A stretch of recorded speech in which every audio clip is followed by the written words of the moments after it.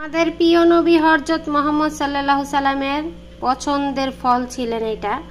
তো এই ফলটার নাম কি আমি এখন বলে দেই। এই ফলটার নাম হচ্ছে আরবি ভাষায় তিনি ফল বলা হয়। তিনি ফল ও তিনি জাইতুনি একটা দোয়া আছে না, এই ফলের নামের ভিতরে হচ্ছে সেই দোয়াটা পড়ে, তিনি ফল বলা হয়। তো এই ফলটাকে আমাদের প্রিয় নবী হযরত মুহাম্মদ সাল্লাল্লাহু সাল্লাম অনেক পছন্দ করে খেতেন। এই ফলটা আরব দেশেই হয়ে থাকেন বেশিরভাগ, আমাদের বাংলাদেশে আমি দেখি নাই কোনোদিন। তো আরব কান্ট্রিতে দেখেছি। আর এখানে আছে ভাঙ্গি বা সৌদি আরবের ভাষায় সাম্মাম বলা হয়। কয়জনে পছন্দ করেন কমেন্ট করে জানাবেন। আমাদের প্রিয় নবী হযরত মুহাম্মদ সাল্লাল্লাহু সাল্লামের প্রিয় খাবার পছন্দের একটি ফল ছিলেন এটা, জাইতুন আর হচ্ছে এই যে তিনি ফল। এই দুইটা জিনিসকে হচ্ছে আল্লাহ রাসূল বেশি পছন্দ করতেন। আর হচ্ছে খবুজ, এগুলা অনেক বেশি খেতেন, ভাত কম খেতেন। মানে এই দেশের মানুষের ভাষায় শুনেছি, যেটা আমি আরব দেশে থাকি অনেক দিন ধরে। তো এরাও হচ্ছে এই ফলটাকে অনেক পছন্দ করে খায়। ভিতরে অনেক মিষ্টি, আর এমনি দেখা যায় কিরকম দেখা যায় মনে হয় যে কি সেভাবে দেখা যাচ্ছে না। তো এইভাবে কাছ থেকে দেখি আমি যখন করি মনে হয় যে সাদা সাদা পোকগুলো আছে না এক পদের সেরকম, কিন্তু এগুলো হচ্ছে এটার ভিতরের বিচি মানে এরকমই থাকে, নরম তুলতুলে, যে এরকম নরম, ভিতরে প্রচুর পরিমাণ মিষ্টি হয়। এগুলো দিয়ে মুরব্বা বানানো হয়, মানে জেলি বানানো হয়, অনেক কিছু বানায় এই দেশে। তো এই যে কালকে হচ্ছে আমাদের বাসায় 1 কার্টন আনছে, তো আমি হচ্ছে এখন এগুলো ধুয়ে দিয়েছি। কয়জনে পছন্দ করেন কমেন্ট করে জানাবেন। বিসমিল্লাহির রহমানির রহিম। আসসালামু আলাইকুম ওয়া রাহমাতুল্লাহি ওয়া বারাকাতুহু। আজকে হচ্ছে এই যে মিষ্টি কুমড়ার বাচ্চা, আর হচ্ছে গাজর, তারপরে আলু, মুরগির মাংস, পেঁয়াজ, রসুন।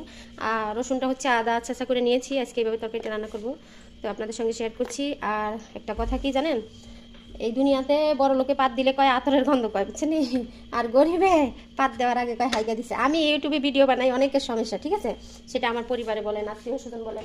আমি তো গরিব মানুষ, সেই জন্য সমস্যা। যদি বড় লোক হইতাম, মানে সেরকম টাকা পয়সা থাকতো, তাহলে কোনো সমস্যাই হইতো না, বুঝছেন? সেটাকে মানে এনজয় হিসাবে নিয়ে যেত। আর এখন আমি গরিব মানুষ, ভিডিও বানাই, আমি নিজে সফল হওয়ার চেষ্টা করছি, সেটা কিছু কিছু মানুষের সহ্য হয় না, বুঝছেন?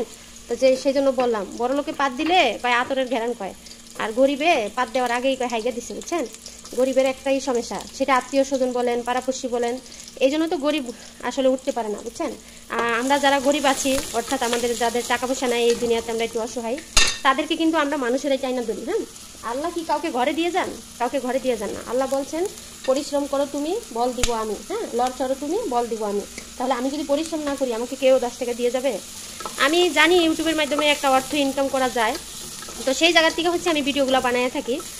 তো কিছু কিছু মানুষ হচ্ছে আমাকে ছোট করে দেখে, ইউটিউবে ভিডিও বানায়, মানে হাস্যকর হিসাবে নেয়। তো সেই সকল মানুষদের উদ্দেশ্যে একটা কথা বলতে চাই, আপনি হাসতে পারবেন, আমার বিপদে দাঁড়াইতে পারবেন না। দেখেছি তো, অনেক মানুষকে দেখেছি, অনেক মানুষের সঙ্গে কান্না করেছি, কাকুতি মিনিতে করেছি। আমার ছোটো বোনটা অসুস্থ, সবাই আমার বোনটার পাশে দাঁড়ান। কেউ দাঁড়াইছেন? কেউ দাঁড়াইছেন বলতে পারবেন যে আমি দাঁড়াইছি? বুক খুলে এসে বলতে পারবেন কেউ আমার বোনের পাশে যায় দাঁড়াইছেন, আমার বোনের চিকিৎসার দায়িত্ব নিয়েছেন? আমি একটা মেয়ে মানুষ, আমি কষ্ট করতেছি, আমার বোনের চিকিৎসার টাকা জোগাড় করতেছি, তারপরেও এর ফাঁকে ফাঁকে আমি কাজ করি, ভিডিও বানাই। কিছু কিছু মানুষ আবার বলে, এত কাজ করেন আপনি আবার ভিডিও বানান কখন? এত কাজ করে তাইলে আবার ভিডিও বানায় কখন? তো কাজটা কি আপনার মা করে দেওয়া যায় না বোনে করে দেওয়া যায়? কাজটা তো আমিই করি, তাই না? দেখতেছেন না কাজ করি, কথা বলি।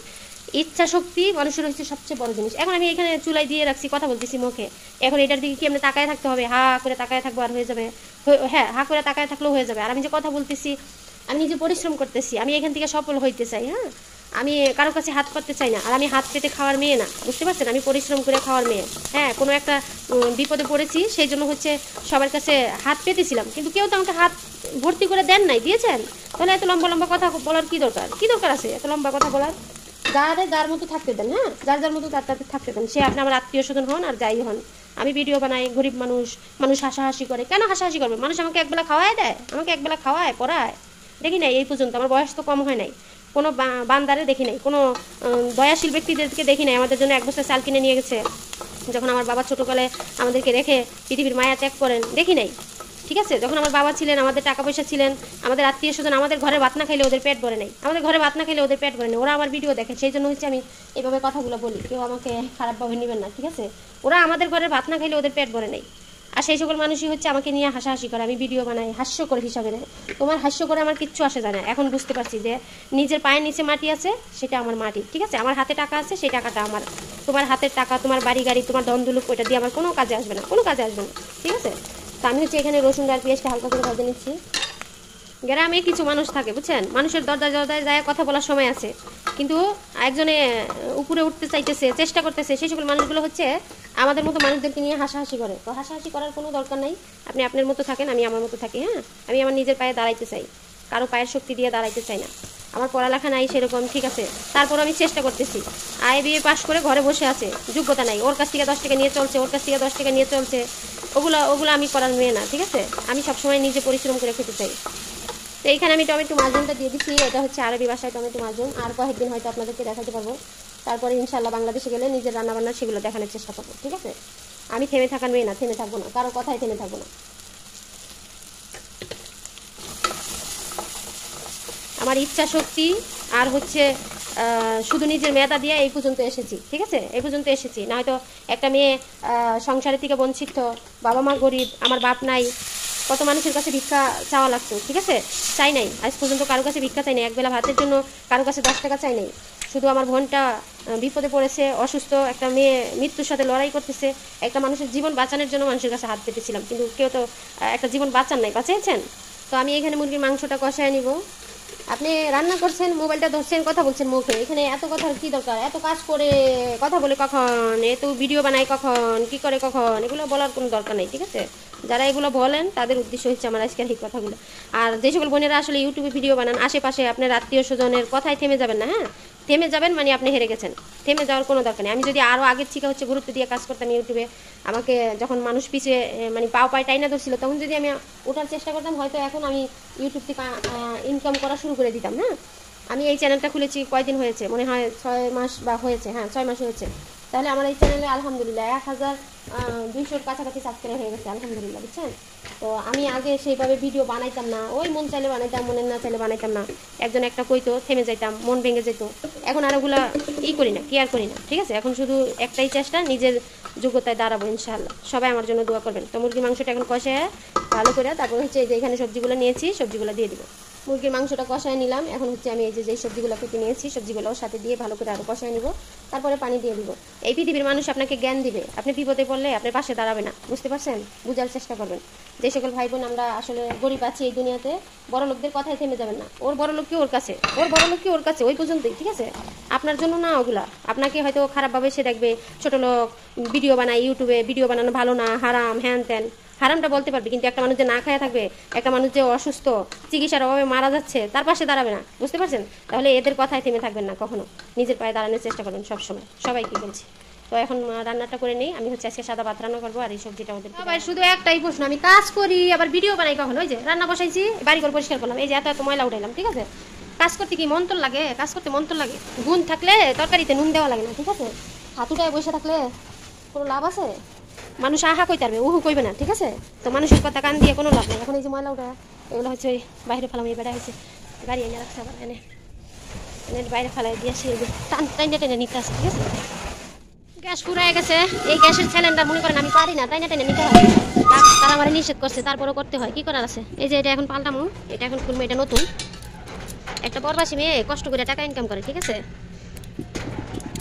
আমরা যারা প্রবাসে আছি তারাই শুধু জানি যে কি কাজ করি। দেশের মানুষ বইলা ফেলাইতে পারে, লাইভে আসে, তারপরে হচ্ছে ভিডিও বানায়, কাজ করে, আবার বলে এই সময় পায় কই? সময় নিজের বাইর করে নিতে হয়, ঠিক আছে? দেশে যারা থাকে তারা সারাদিন হচ্ছে ওই একটু রান্না করে, একটু গরু গোবর ফেলায়, আর হচ্ছে এর দুয়ারে হাঁটাহাঁটি, এই পর্যন্তই শেষ, এছাড়া আর কোনো কিছু। যাই হোক, আমি এখন এটা খুলবো। তো আমি এটা খুলে নিলাম। এখন হচ্ছে এটা এখানে লাগাইতে হবে, এক হাতে তো আসলে কিছু করে দেখানো যায় না, সেই জন্য হচ্ছে মোবাইলটা হচ্ছে অফ করে এখন এটা লাগাই, এটা কাটলে এটা এখানে রাখবো। এই যে আমি এটা লাগাই দিয়েছি। এখন হচ্ছে এটা এভাবে চাবি দিয়ে দিতে হবে, চাবিটা দিয়ে দিলাম। আর এটা দেখতে হবে যে ঠিকঠাক আছে কিনা, ঠিক আছে? এটা খালি, এটা হচ্ছে বড়া, এটা ছেলে মানুষের কাজ, তারপরে করতে হয়, কি করার আছে? আসছি বিদেশে কাজ করার জন্য। এটা হচ্ছে খালি, এখন ওইখানে রাখবো, পরে হচ্ছে বুড়াই আনবো। ওটা বড়া, এটা খালি, এটা দুটো একসাথে শেষ হয়ে যায়। সবজি দিয়ে মুরগির মাংস দিয়ে রান্না করে নিলাম। আর এই গরমাই মশলাটা রেখে যেতে আমার খুব মায়া লাগতেছে, কারণ এই মশলাটা আমি নিজে বানিয়েছি বাসায়। সব পদের মশলা ভাইজা সুন্দর করে তারপরে ব্লেন্ডার করে নিয়েছি। আপনি যদি মুরগির মাংস রান্না করেন বা গরুর মাংস রান্না করেন, দিলে এত সুন্দর একটা ঘ্রাণ আসে, ঘ্রাণে পেটটা ভরে যায়, বিশ্বাস করেন। আমি হচ্ছে বাংলাদেশে চলে যাব 22 তারিখে, আর কয়েকদিন। তো যতদিন আল্লাহ রিজিকে রাখছিল এই বাড়ির ভাত বা এই পাতিলার ভাত চাল বলেন, যেটাই বলেন, ছিল ততদিনই খেয়েছি আলহামদুলিল্লাহ। সবাই দোয়া করবেন। 11 বছর আমি এই বাসায় ছিলাম, একটা বাসায়। আমি বাসা পাল্টাইতে বেশি পছন্দ করি না, মানে অনেক মানুষ আছে না একটু সমস্যা হলে বাসা চেঞ্জ করে, আমার আবার ওই স্বভাব নাই। কষ্ট দুঃখ মিলে এক জায়গায় থাকতে আমি ভালোবাসি। তো এই যে কেমন হয়েছে আজকের ভিডিওটা, আর বেশি লং করবো না। সবাই একটু আমাকে সাপোর্ট করবেন প্লিজ, আমার ভাই বোনেরা সবাই একটু করে সাপোর্ট করবেন। আপনাদের সাপোর্টে আমি অনেক দূর আগায় যেতে চাই। আমি আসলে কারো উপরে নির্ভরসা করে চলি না, সবসময় হচ্ছে আমার নিজের মেধা দিয়ে বা নিজে পরিশ্রম করে খেতে চাই।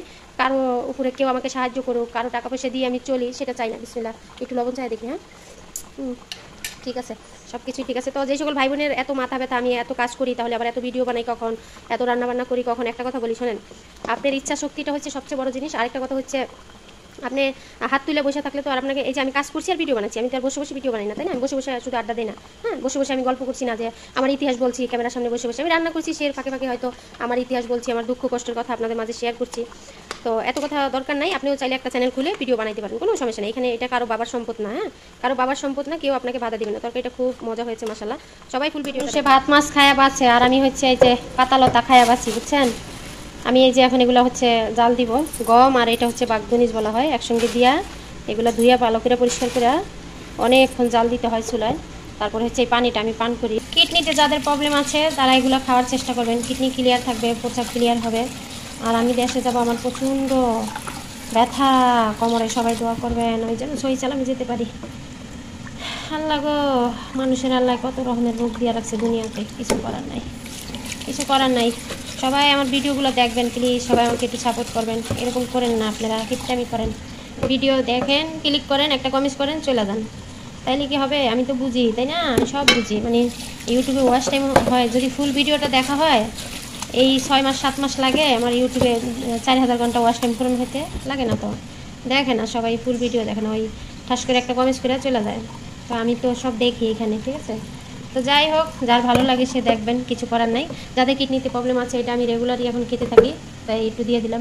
আমি গরম পানি দিয়ে এটা ভালো করে ফুটায় নিব। এই পানিটা যখন সবুজ হয়ে যাবে, তারপরে হচ্ছে এই পানিটা আমি গ্যালাস দিয়ে খেয়ে নিব। যাদের কিডনিতে প্রবলেম আছে তারা খেতে পারেন, অনেক উপকারে আসে, গুগলে সার্চ দিলে পেয়ে যাবেন। তো এখন গাওয়া বানাবো। এখন সৌদি আরবের টাইম 3:30 বাজে, 3:30 বেজে গেছে। তো এই যে গাওয়াটা বানিয়ে নিচ্ছি। এখানে হেল দিয়ে দিব, হেল হচ্ছে এলাচি। সবাই একটু সাপোর্ট করবেন প্লিজ, সবাই ফুল ভিডিওটা একটু দেখবেন। এই তো এখানে দুধ দিয়ে দিলাম, এখন পানি দিয়ে এটা চুলায় জাল দিয়ে নিতে হবে কতক্ষণ।